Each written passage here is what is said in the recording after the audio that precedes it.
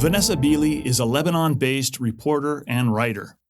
Vanessa, thank you so much for coming back on to KLA for another interview. No, thanks for inviting me. For anyone in our international audience who may be unfamiliar with your work, could you give us a brief summary of your reporting work and tell us why you made the Middle East the focus of your efforts? I'll try to keep it brief. I'm an entirely independent journalist based in the Middle East, really for the last 10 years, living in Syria from 2019 until 2024, up until the very last day when Damascus fell to the Al-Qaeda rebranded forces of al-Jolani, or as he's now known, Ahmed al-Shara. Now I'm based in Beirut in Lebanon, which of course is on a daily basis under attack also by the Israeli forces. Prior to living in Syria and working in Syria and being on the majority of the front lines during the Syrian Arab Army operations to liberate areas of Syria from the Takfiri forces backed by the US, Israel, Turkey, the UK, and the EU. Prior to that, I was also in Gaza in 2012, 2013, 2012, under one of the former Zionist aggressions against Gaza. And during 2013, I spent time in Gaza and also in Egypt during the kind of Morsi era, and then during the protest, during which, of course, he was effectively deposed. Prior to that, I guess my interest in the Middle East came from my dad, who was British ambassador and one of the most well-known Arabists within the British government from really pre-Second World War onwards.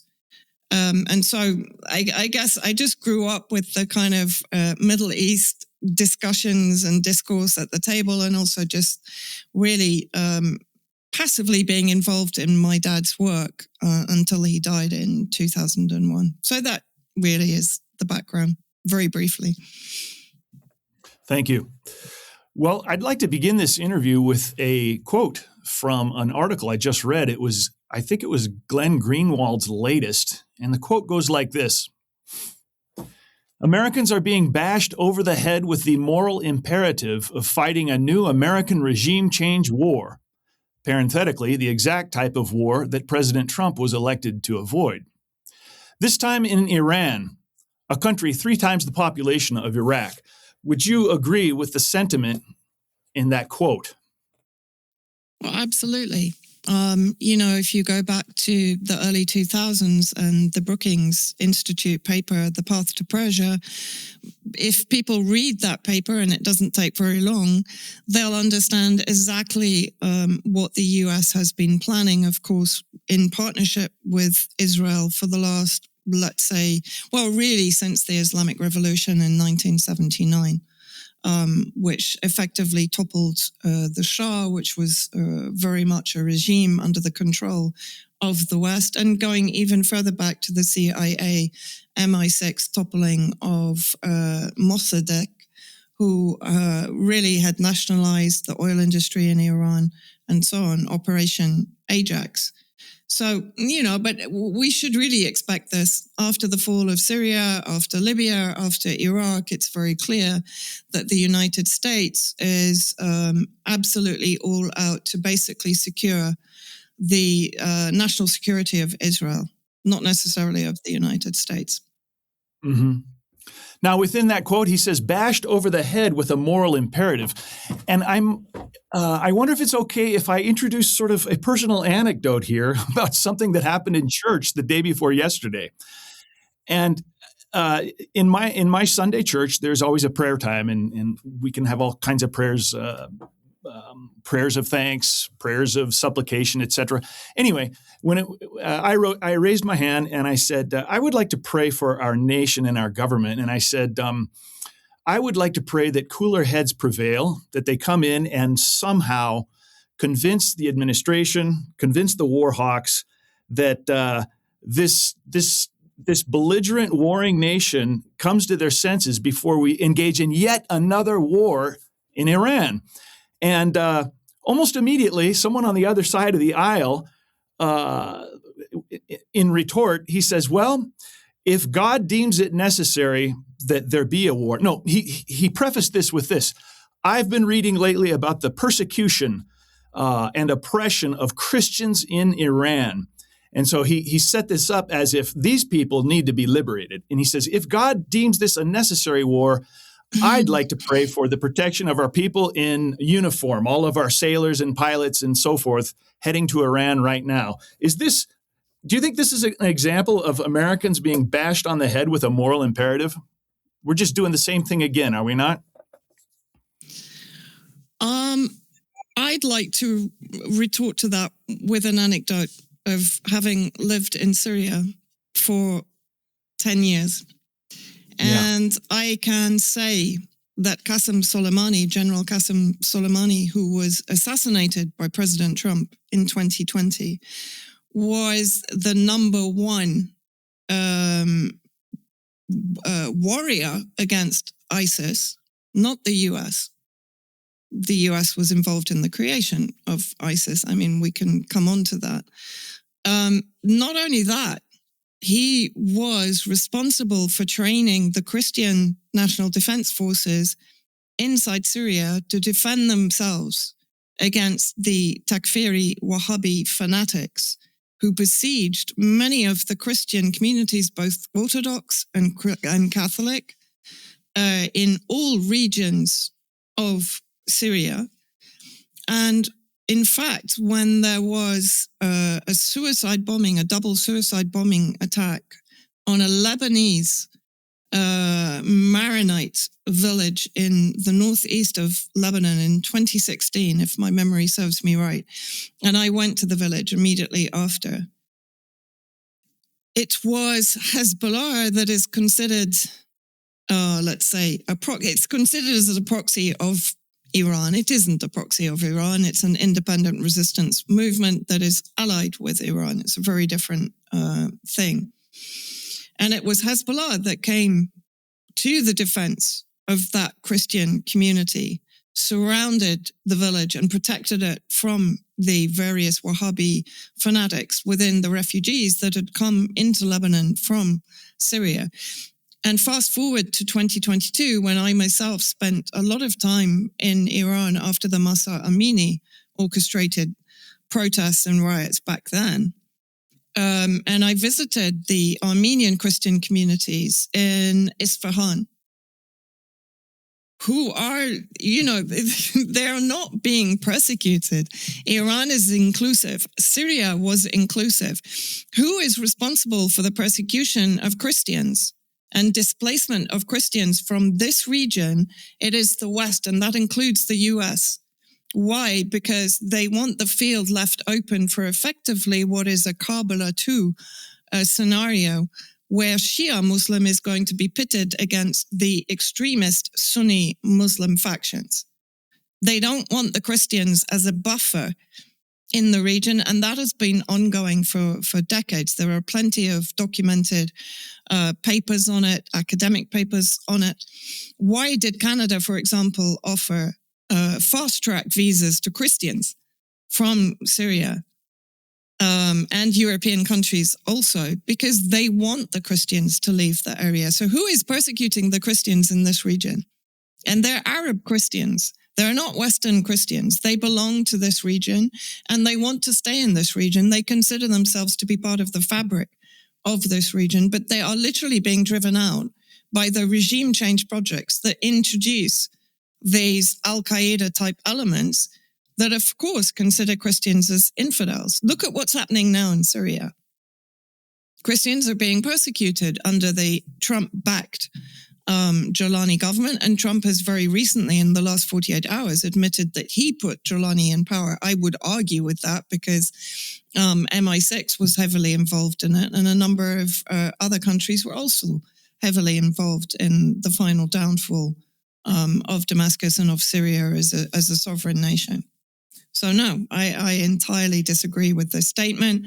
And if people, I guess I would question the background to that person's Christianity, because there are a number of, let's say, Zionist-leaning Christians in the United States, many of whom are in Trump's administration, who will uphold this kind of narrative because of their allegiance to Israel. So I'm not saying that he is, but I'm saying that that's kind of a common narrative that I'm hearing from that faction in the United States.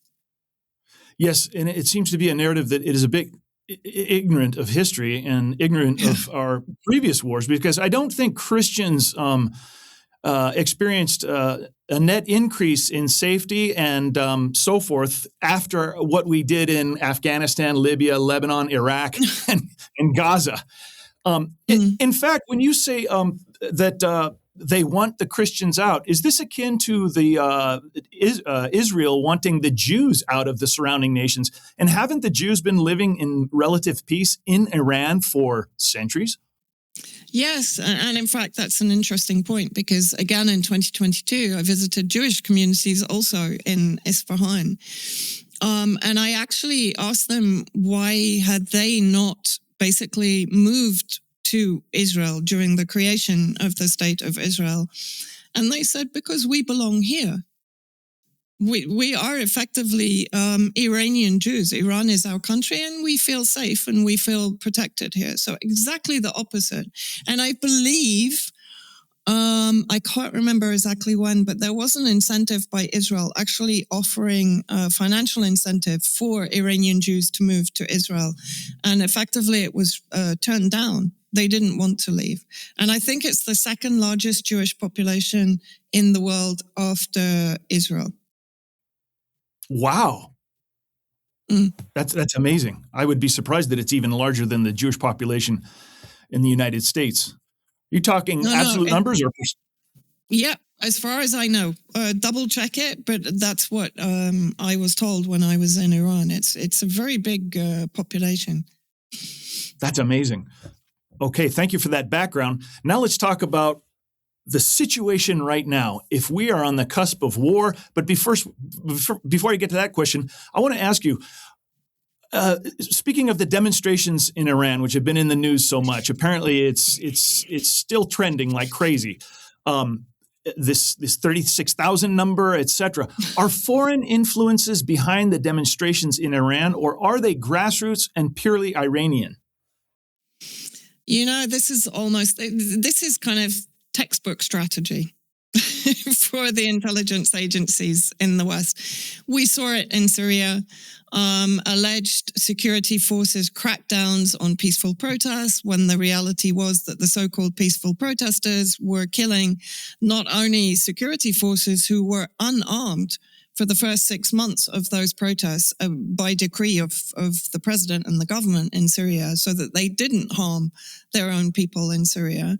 But even fire brigades, civil defenses were coming under attack just because they were trying to keep peace among the different factions in the protests back in Syria. And effectively, from what I understand from talking to many different people inside Iran, the protests began peacefully around the start of January 2026. And they were really among the bazaris, as they're called. So the people that run the bazaars, that have the shops inside the bazaars in Teheran and across Iran. And I met many of them again, I think it was in Isfahan and in Shiraz. And even back in 2022, of course, they were fed up with the economy. They were fed up to a degree with the isolationism, the fact that they couldn't export to everywhere in the world. They had very limited availability of trade and buyers for their products, right? And there was very little tourism because they had depended for a long time. Because of the embargo, correct? Yeah, of course. Who is isolating Iran? It's the United States and the entire cabal through sanctions, but also through isolationism. And with Trump putting tariffs on anyone that buys Iranian oil, et cetera, et cetera. And so the economic pressure had reached a point where really the bazaris were going out on the streets and saying, like, we need some help. because we're struggling economically. And at that point, the security forces, the police and the Basij, as they're called, the kind of local security forces, really, volunteer security forces, were actually marching with the Bazaris because they're also on probably among the lowest wages in Iran, right? So it was incredible. If you look at actual videos of the early protests, you'll see how friendly and jovial they all were. And they have a point. Everyone accepts that they have a point. But of course, the entire point of sanctions is to incapacitate a state to be able to improve living conditions inside Iran. Having said that, I do want to make a very quick point. When I went in 2022, coming from Syria, which was being crippled by economic sanctions, war, US occupation of its oil reservoirs and its agricultural areas, I was shocked by how well looked after Iranians are. I went to some of the poorest areas in Teheran. The houses were boiling hot in midwinter. They had free gas, free electricity, 24/7. The streets were incredibly clean. Fuel for your car, of course, was ridiculously cheap. I think we filled up the kind of the camper van we were traveling in with about $3. And everyone has state electricity and gas and water. Of course, there are problems with water now. And if we have time, we can come on to that because I do actually think that's part of the hybrid war against Iran. And then basically what happened was, I think it was for 3 days, so the 8th, 9th, 10th of January, the violent rioters started joining the protests, but they were effectively attacking protesters also. They were attacking anyone that disagreed with them. Many of them were heavily armed. Many of them conducted some really awful attacks on the security forces. There were multiple stabbings, dismemberment of corpses, burning of corpses, burning of mosques, burning of essential infrastructure, the murder of doctors, nurses, medical staff, the burning of hospitals. I mean, which Iranian in their right mind is going to come out on the streets and destroy the infrastructure that they all need? This doesn't, just as in Syria, this doesn't make any sense. Right. Does this make sense as a provocation? Just like, say, 25 years ago with the WTO protests in Seattle, where they had the Black Bloc intervene to get the violence going. Are they trying to provoke a reaction from the Iranian regime in order to get a video-worthy moment for international media? Well, they were basically trying to destabilize Iran internally and turn the people against the regime or against the government. And effectively what happened, if you look at the numbers that you're talking about, which are insane, like 36,000, I've seen various numbers circulating on social media and in the media. But let's have a look at the actual organization. The main organization that is producing this information is an organization called the Human Rights Activists in Iran, or of Iran. And they're human rights activist news agency. So HRAI and HRANA. And I've seen every single media outlet from the United States, from Britain, the BBC, Channel 4, all citing this organization for the numbers that they're then disseminating. Now, you would assume human rights activists of Iran would be based in Iran, right, and reporting from the streets of Iran. That's an acceptable assumption from anyone. But none of these media outlets did due diligence, because guess where this organization is based? Fairfax, Virginia. And it's funded by the National Endowment, National Endowment for Democracy, NED, which is known to be a CIA asset and a CIA outreach agent. Yeah, isn't Fairfax, Virginia, spook central in the United States? Yeah, exactly. Yeah. So, but people are just simply, it is the responsibility of the media. I mean, any media outlet should first of all look at the source. But they're not doing that, of course, just as they didn't do it in Syria, just as they relied on CIA and MI6 assets in Syria for their information, which they just regurgitated without any verification whatsoever. That's exactly what they're doing in Iran. And even if you look at media outlets like Iran International, again, you would think Iran International, it's Iranian-based. No, it's Saudi-funded. It has studios in Israel. And it's actually effectively owned. The director is based in London. That's amazing. You know, I looked at, I typed in a web search about what's going on in Iran today, and Time Magazine and a number of local TV stations around the country, they all sourced Iran International as the authoritative source on all this. Yeah, it's either Iran International or BBC Persia, and I don't have to say too much about the BBC because, you know, they're responsible, in my opinion, for what is now happening in Syria, just as much as the British government is, just as much as the US government is, because the media is effectively an extension of the intelligence apparatus in all of these countries, and it is basically channeling foreign policy strategy and intelligence operations through its media outlets to, as you said, to brainwash people into believing that they're fighting the just war in whatever country that they know nothing about, in a region that probably the majority of them can't even pinpoint on a map, to be honest. Yeah. You know, there's one really bizarre development in this reporting on Iran, and that is, I get this, I haven't researched it myself, but I get this from my team at KLA, and they said that Mossad came out and told the Iranians they're on their side, that, quote, "We are with you on the ground."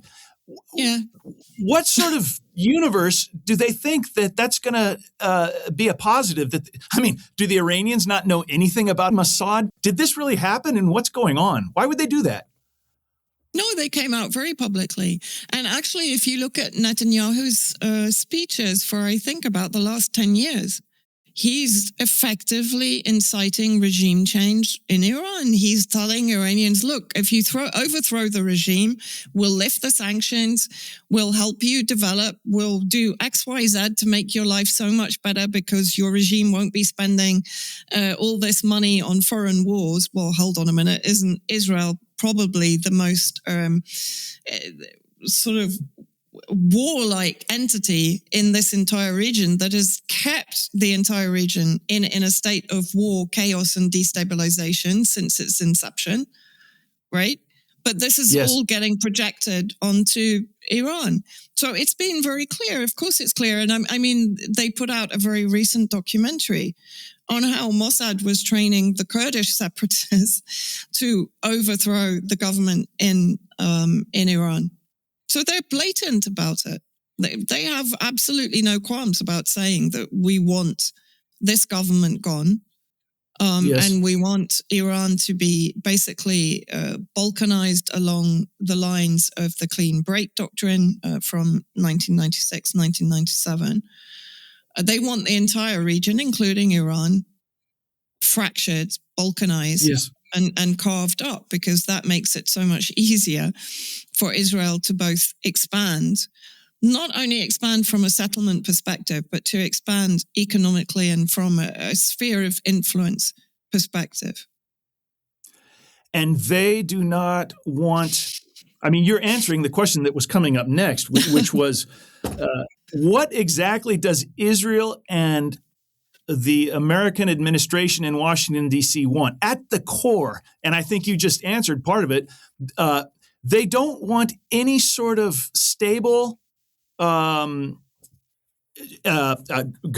or country with any kind of military strength.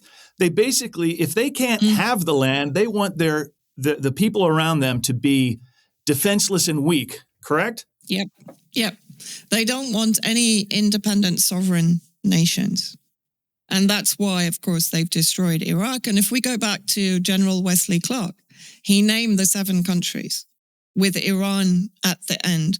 Syria is basically pivotal to the breaking of the spine of the resistance axis. What do I mean by the resistance axis? I'm talking about the pro-Palestine, anti-colonialist, anti-imperialist axis, which goes from Iran to Yemen. Both of those, of course, are state resistance actors, to Iraq, where you have non-state actors and some state actors because the popular mobilization forces have been absorbed into the official Iraqi military. Syria, of course, was a resistant state. Previously, it was a sovereign nation. It had independent banking. It wasn't in debt to the IMF and the World Bank. And it had a policy which basically refused to abandon justice for Palestine.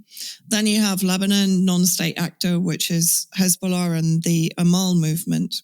Again, they're very inclusive of other resistance movements, even Christian movements here in Lebanon. So I don't want people to get the impression this is just all an Islamic resistance movement. It isn't. It's inclusive in all those countries of every single sector of society if they are opposed to Israel, the occupation of Palestine, and any imperialist projects. And then, of course, you have Palestine. If you're going to say that this is a Shia Islam thing, the resistance in Palestine is Sunni. Absolutely, yes. Majority Sunni. And yet Iran is defending Palestine because Palestine is the issue that is core to its foreign policy, basically. Right.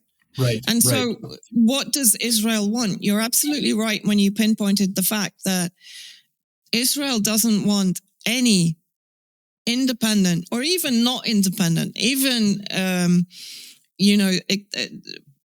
basically allied with Israel, like Saudi Arabia. It hasn't signed the Abraham Accords, but it is still working. It was created by the British to work in lockstep with Israel, just like UAE, to a lesser degree Qatar. Qatar is more wedded to Turkey, but was still heavily invested in the takedown of Syria because someone told me, it was actually the Venezuela ambassador who was formerly in Syria, now in Lebanon. And he told me he remembers, I think about 20 years ago, and I can't remember the name of the Mossad director who was talking about it.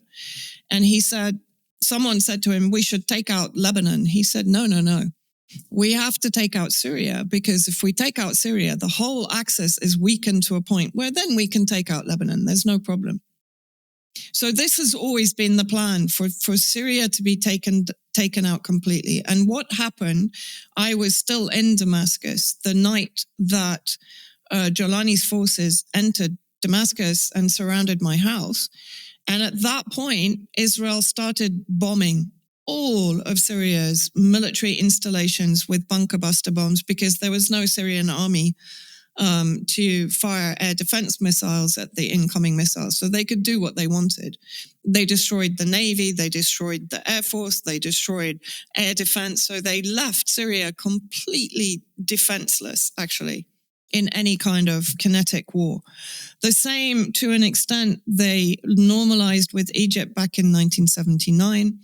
And until now, they've ensured that Egypt stays out of the Sinai militarily. Yes. Jordan, of course, is pretty much a vassal state still of Great Britain, so it's not necessarily going to be a big threat to Israel. Saudi Arabia, I think, is at some point going to be in the crosshairs because it's doing these ostensible deals with Trump on supplying not only defense capability, but offense capability. And that long term is not going to be acceptable to Israel. Turkey also, I think, is going to be a target. We're already seeing a kind of a fracture and fissures appearing in the relationship between Turkey and Israel because you've got competition between Erdogan's Ottoman empire, neo-Ottoman empire ambitions and Israel's expansion ambitions. So at some point, in my opinion, there is going to be a degree of clash or regime change in Turkey or some degree of pushing back against Turkey and containing it within its borders and reducing its capability to militarily challenge Israel, not now, but in the future. And yes, this is incredibly important for them. That's why they've been pushing for the disarmament of Hezbollah. They're blackmailing the Lebanese government, and both blackmailing and incentivization is coming from Saudi Arabia. Blackmailing is coming from Israel and the US to disarm the resistance. The same in Iraq. Yemen, Trump tried to go up against them. Actually, he had to withdraw after, I think it was about 3 days, because the Pentagon threw their hands up in horror and said, you're spending too much money and you're not achieving anything. So get out, because we need these missiles, whether it's for Iran or China, we don't know.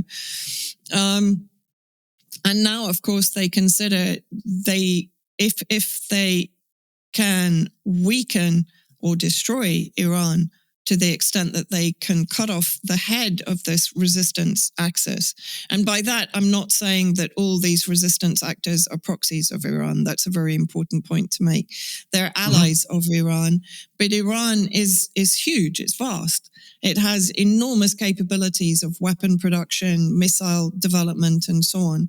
And therefore it is, to a degree, the head of that resistance axis. And so now that's what they need to achieve, because once in their minds Iran falls, then it's easy for them to sweep the rest of the Middle East or West Asia of those resistance actors. Amazing. Well, Vanessa, you're doing a really good job of anticipating my questions. And you were first to bring up Wesley Clark. And Iran happens to be the last of these 7 countries, is it not? Yes. We've done our job on the other 6. So, and you just answered why they want to go after Iran for the final, the 7th. What, beyond what you just mentioned, is there going to be any resistance to the Borg, let's call it, the cult, as David Icke calls it, if Iran goes down and there's no more resistance in the Middle East to America, to Israel? What happens then? That's, I think that's the $1 million question. It's the reason for the anxiety for the people here in Lebanon, for the people in Iraq, Yemen, to a degree. Yemen is kind of, I put that to one side because Ansarullah as a movement is extraordinary. What they've achieved, despite being under aggression since 2015 themselves for the last 11 years and under severe blockade and sanctions, starvation, lack of medical care, etc. And yet they were still able to close the Red Sea to shipping to the Zionist entity during, the genocide is still ongoing. It's been ongoing for 100 years, but let's say since the 7th of October. Right. And it is still happening. Palestinians are still being slaughtered in Gaza and West Bank, but we can possibly come on to that a bit later in the talk. But I think the scary thing is for me, and when I look at, and it's something that I study a lot and research a lot, the infiltration of, for example, Unit 8200, the Zionist spy unit, into all sectors of British society, whether it's health, whether it's cybersecurity, whether it's the Ministry of Defense, who store all their information on Oracle, which is basically Zionist owned, right? You've had Moshe Cohen, the former director of Mossad, saying, every phone in the world today has a bit of Israel in it. And that's after they killed and maimed 3,000 people here in Lebanon, the majority civilians, children, women, in their homes through the pager attack, and then gave the Golden Pager Award to Trump. I mean, it's just pure psychopathy as far as I'm concerned. Was that Golden Pager a warning to him? Possibly. I don't know. I mean, I can't speculate on that. I mean, he seemed quite happy to receive it. And I didn't see him objecting to, the mutilation of 3,000 people here in Lebanon. And I have to say that was horrifying because many of them at that time were brought to hospitals in Damascus. And I had doctors who'd gone through 14 years of war and seeing awful injuries in floods of tears over that. A mother who was begging the doctor to take her eyes to give them to her daughter because she had an entire life ahead of her and she was completely blinded. So, I don't have any great sympathy whether it was given as a warning or not. I don't care. The fact is that Trump signed off on everything that has happened to the people of this region, whether he was in government or not. He paved the way for what happened in Syria in his first administration. He picked up from where Biden left off. And in fact, it increased under his watch in this second administration because he took any kind of block of arms supply and support for Israel, which enabled even more slaughter. To give you another story from here in the last 3 days, he's currently a civilian, right? And he lives in the south. And of course, everyone in the south, just like in Gaza, everyone is Hamas. Everyone who lives in the south of Lebanon is Hezbollah or connected to Hezbollah and therefore a legitimate target. He'd gone with his wife to his wife's parents' house. And while he was there, he received a phone call from an Israeli who said to him, okay, you have a choice. You die with your family or you die alone, but you're going to die. So make a choice. He basically made the choice. He kept the family in the house. He got in his car. He drove away and they killed him. That's the mentality that people need to understand that we're dealing with. That's just one story, And then look at what the Takfiris are doing in Syria to the minorities there, to the Alawites, to the Druze, to the Christians, now to the Kurdish civilians. And so for me, I think when there is no resistance left in West Asia, when there's no barrier for that wave of psychopathic Satanism, I can't describe it any other way. Yeah. There's a million stories I could tell you from inside Syria. And just consider that Trump has just enabled the release of ISIS in northeast Syria. So he's increased the number of terrorists in Syria by about 20,000. And that's a conservative estimate. Yeah. And those are being fostered and armed and equipped by the United States. What happens when this region, if it does, falls to Israel and the United States? Where do they go? Yeah. Who's going to receive the blowback of all of this interference in this country, in this region? Yes. Yes, and you hear the word regime change coming from the U.S. regime. You hear it coming from Syria. We need regime change in Iraq, in Iran, regime change in Iran. Isn't the Syria example? It should be like the talking point for for peace lovers like you and me. The talking point should be, this is what you get with regime change, should it not? Just point to Syria before we go into Iran. Well, you don't even before Syria, how's women's rights doing in Afghanistan? Yeah. That was the main reason that the US went into Afghanistan. You remember all the Avaz women's rights adverts that were on kind of buses and all over the place? We're going to liberate women in Afghanistan. How are they doing now under the Taliban? If you look at Libya, it's just a drug-fueled sex slave, sex trade hub now, right? Iraq. Economically, how is Iraq doing? And that's despite the alleged billions of aid that poured in after the second Gulf invasion, after the second Iraq invasion, which of course, anybody can look up what Paul Bremer did. And all of this money coming in that didn't go to the people, it went to the ruling elite in Iraq to keep them happy, keep them in the US pocket, continue to allow the US to occupy Iraqi territory, right, militarily. And then look at Syria, exactly the same thing. Tom Barrack is doing exactly the same thing.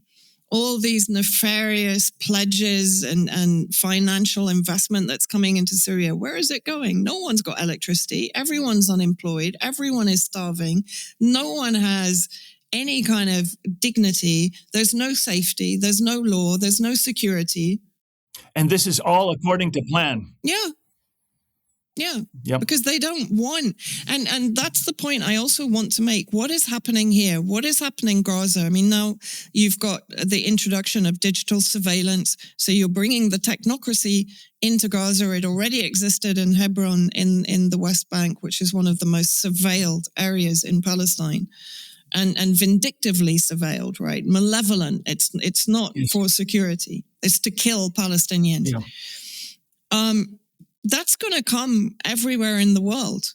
You're seeing it now with the introduction of Palantir into American security systems, into ICE. They were brought in by Trump. And they're all Zionist-affiliated agencies. Okay, to kind of finish up with Iran, my last question on Iran would be, how much support does the Iranian government have from the Iranian people? We're led to believe that they're at odds.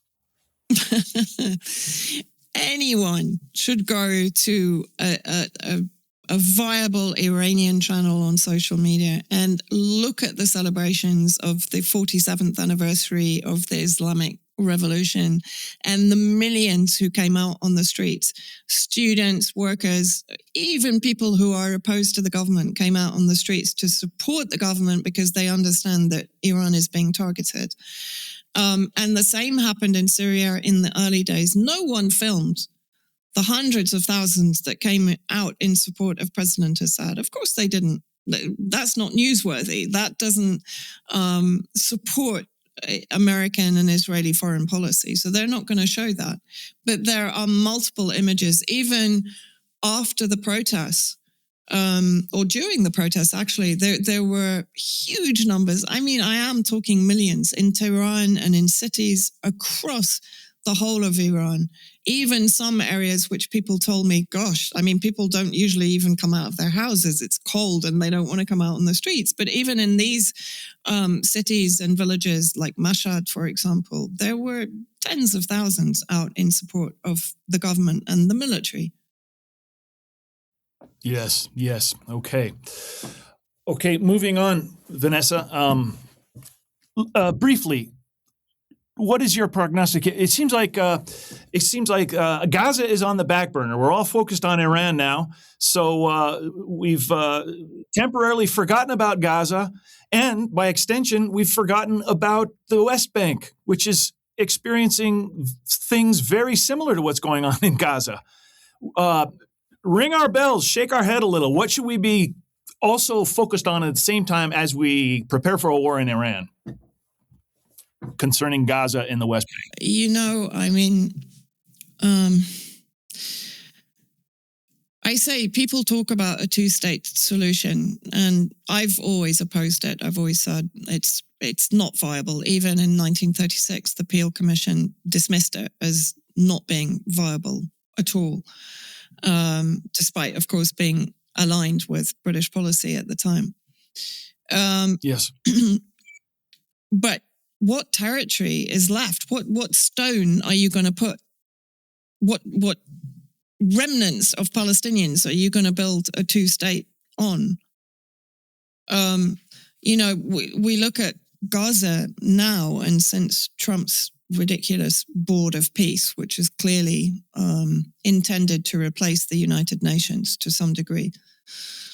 When we look at the so-called peace plan, what does it mean? It just means really the final solution, the elimination of any resistance, but also of the majority of Palestinians. Israel hasn't stopped bombing. It hasn't stopped starving them. It isn't allowing any or a trickle of humanitarian aid in. Nothing, as far as I'm aware, has got in through Rafah.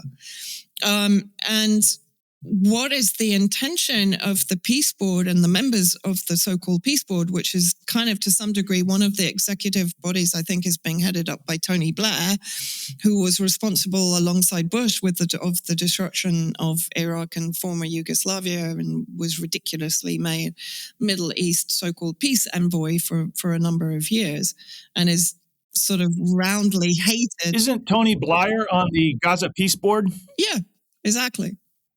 And effectively, what is the plan? And I've been saying this from the beginning, is to, and again, people have to remember that the Gaza model is what is going to be rolled out globally, in my opinion, with the upcoming rise of the technocracy and so on.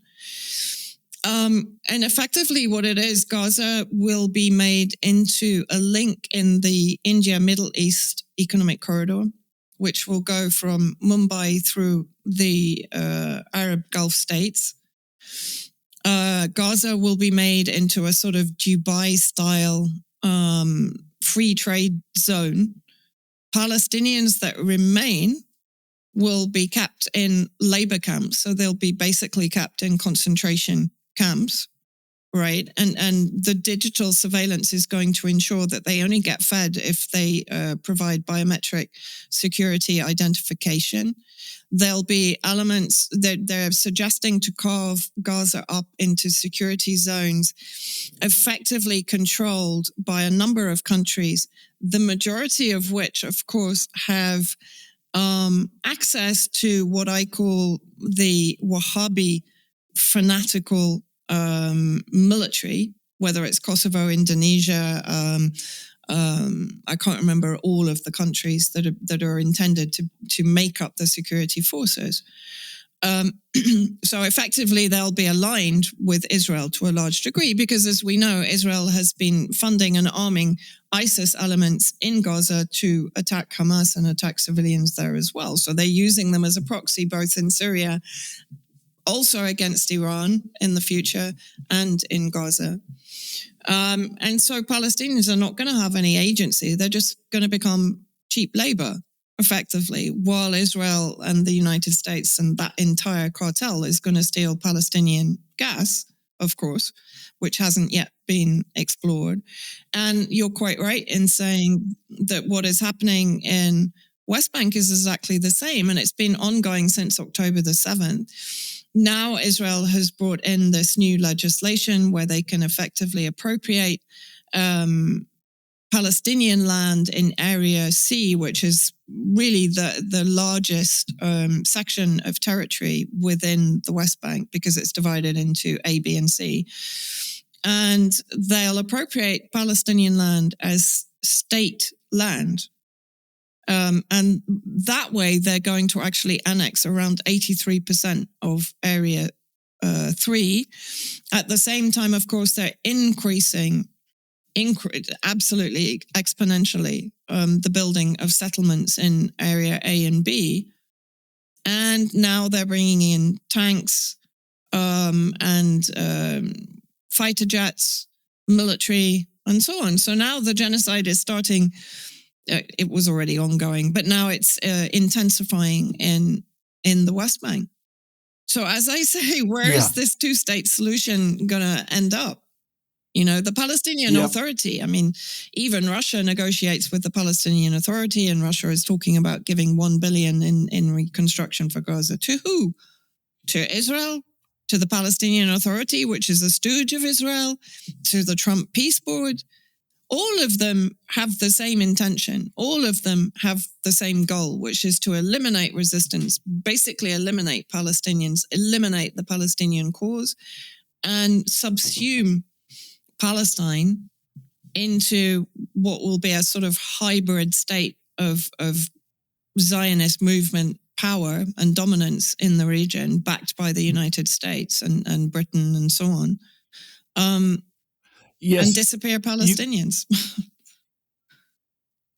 Amazing. Now you mentioned turning it into a Dubai-style state, and you mentioned gas. I read that there might be a motherlode of natural gas off the shores of Gaza. Yeah. Do you know about that? Yes. Oh gosh, I've forgotten the actual numbers now. But yeah, it is very big. And of course, they're already using the gas on the, not on the Gaza coastline, but the gas that they are using off the Israeli coastline is, of course, Palestinian gas. There's also gas off the coast of Lebanon, which at the moment there's an agreement of exploration by both Israel and Lebanon, if I remember correctly. There's also gas fields off the Mediterranean coast of Syria. So, if we're talking resources, but also one of the most important resources for Israel is water. Yes. And of course, that 30% of their water intake comes from the occupied Syrian Golan territory, right? Which Trump has, of course, now gifted to Israel, even though it's Syrian territory.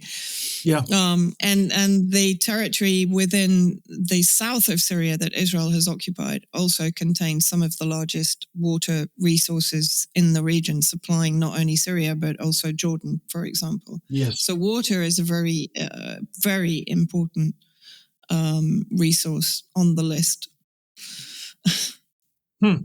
What a savior Trump is. He's given water to Israel. No wonder they minted a gold coin of him with him on one side and King Cyrus on the other, liberating the people of Israel. There's something you talk about called the negotiations trap.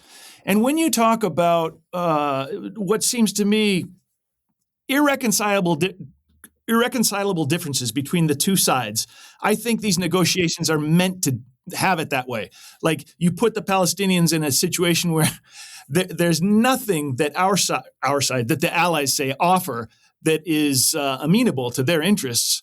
This is all on purpose. Our negotiations, have they ever been Camp David, or have they ever been legitimate? And has the American-Israeli side ever gone into these negotiations in good faith? No, in my opinion. Because, if you talk about the Oslo Accords, what happened, I mean, every single step or in the process of negotiation has further reduced Palestinian agency and their ability to actually seek justice, reparations, independence, freedom from, what is an oppressive occupation. Did that improve after the Oslo Agreement, after the Camp David? No, not really. It got worse. And that's the point. After every single, I think it was President Assad actually at the Emergency Arab Summit before the fall of Syria, that he actually said there is no point in negotiating or compromising or making concessions for Israel, because there's no respect for that compromise. There's no respect for those concessions. They just take more. And that is absolutely visible for everyone to see if they're paying attention. Yes. And the fact that in the 12-day war, of course, that was a trap. The assassination of General Qasem Soleimani, and, by the way, the commander of the resistance forces in Iraq that were fighting ISIS at the time, Abu Mahdi al-Mohandes, who I met in 2017 in Iraq, he was also assassinated. They were lured to Baghdad on the basis of negotiations with Saudi Arabia. So, when you talk about negotiations being a trap, they are exactly that. The 12-day war began when the Iranians believed they were still in the negotiation track, not trap. When they were thinking that they were getting somewhere with the negotiations. Now, I will say negotiations are also to buy time. It may be that Iran also needs to buy time. There are air defense equipment coming in from China, not to the extent that people are actually seeing it or saying it is happening, but it is coming in. Okay. And Iran needs time to prepare because they're facing not only a kinetic war, they're facing a hybrid war. As I said, Israel is training the Kurdistan separatists on the border with Iran, but also even because, of course, they can cross border quite easily from the north of Iran and the western borders of Iran. And so there is a threat of attacks on the borders with Iran from the west and the northwest. And then you've got Trump building up what I think is potentially as big as the build-up for the 2003 Iraq invasion. That isn't happening for show. A lot of people are kind of saying, well, maybe he's doing it just to put pressure on the negotiations. No, he isn't, because he doesn't want to achieve anything out of the negotiations, because ultimately Iran might agree to only enrich uranium to the point of supplying civilian electricity and so on, which is what they've been intending to do anyway. Because, of course, because of sanctions, electricity is under pressure in Iran, energy is under pressure in Iran, and they need to find a replacement for it. So if you like, America is creating the environment in which Iran has to try and find alternative ways of providing energy to the population. Then Israel is demanding that the missile capability is reduced to 300 kilometers, which is kind of nothing. In other words, that it's no threat to Israel.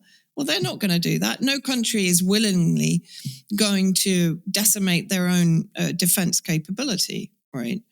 Right. And so they're, again, just like Hamas, they're being put in a corner where the negotiation demands from the Israeli-American side is crossing Iran's red line every time. But this is a ploy to then say, well, Iran pulled out of the negotiations. They're so intractable. Yes. They're not gonna make compromises and so on. Well, to a degree, why should they make compromises? They know the war is coming. It's not going to stop. They know the war is coming. So, of course, they're not going to back down on a number of those points. And why should they? America wouldn't. If the same were reversed and China was building up on America's coastline and they were demanding negotiations with America to reduce their missile capability, their defense capability, their progress and development in technology capability, what would America say? But it becomes very worrying, and I was going to mention Latin America, because we've talked about the Abraham Accords that were brought in by Jared Kushner, and of course Jared Kushner is heavily involved in the development of the waterfront estate in Gaza. He pushed, first of all, the Abraham Accords to basically capture the Arab Gulf states in this region. And Morocco, I think, was one of the first signatories. But let's have a look at Latin America and what's going on there. The fact that Trump kidnapped an acknowledged president of Venezuela. He's now besieging and starving Cuba. And meanwhile, Milei in Argentina has introduced the Isaac Accords in Latin America, right? And America is ensuring that almost every new government across Latin America is right-wing, fascist, Zionist-aligned.